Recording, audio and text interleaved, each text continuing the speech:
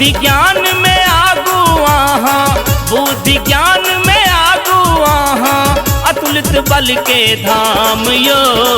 भक्त राज प्रभु है बजरंगी, बुझियो मोर मनुकाम यो। भक्त राज प्रभु है बजरंगी, बुझियो मोर मनुकाम यो। बुद्धि ज्ञान में आगू आहा, बुद्धि ज्ञान में आगू आहा, अतुलित बल के धाम यो।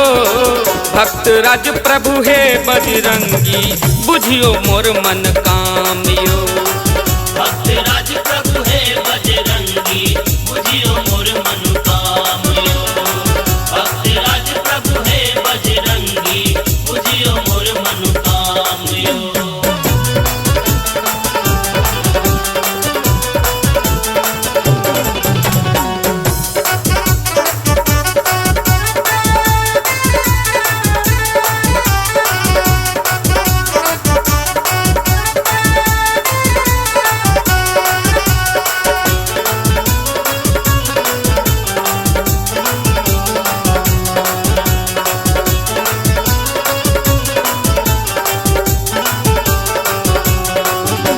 नहीं कोनो काज यहाँ लेल भारी, बुझियो कनियो हमर लाचारी।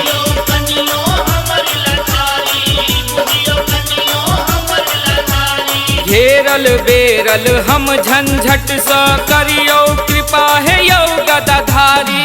निज सेवक बुझ ध्यान दियो प्रभु, निज सेवक बुझ ध्यान दियो प्रभु, कहबी दया निधान यो।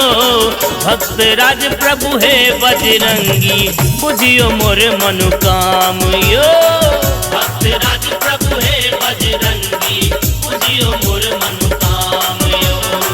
भक्त राज प्रभु है बजरंगी, बुझियो मोर मनुकाम यो।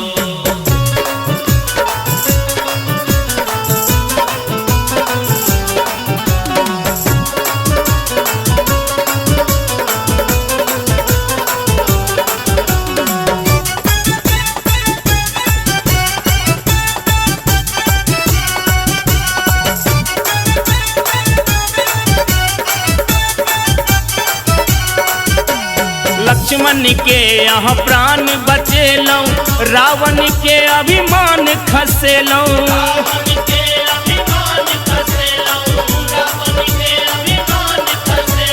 हम दोहरा कतेक दिन सा मनक व्यथा बुझ नहीं पाबी। नहीं लसैर सुख कनियो अछि, नहीं लसैर सुख कनियो अछि, दुख सहमुम डाम यो। भक्त राज प्रभु है बजरंगी, बुझियो मोर मनुकाम यो। भक्त राज प्रभु है बजरंगी, बुझियो मोर मनुकाम यो। भक्त राज प्रभु है बजरंगी, बुझियो मोर मनुकाम यो।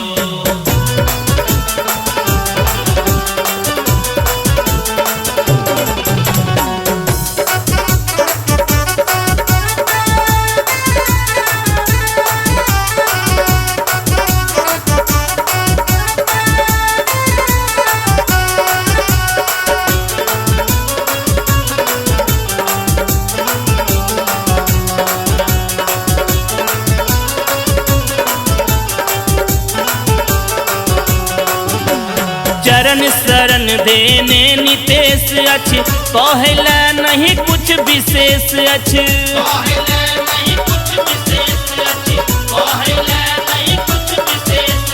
रवि कल दुर्जन के डर सा गईत ने कोनो आवशेष अछि। हम अज्ञानी पापी भरी गर, हम अज्ञानी पापी भरी गर, तकियो ने हनुमान यो। भक्त राज प्रभु है बजरंगी, बुझियो मोर मनुकाम यो।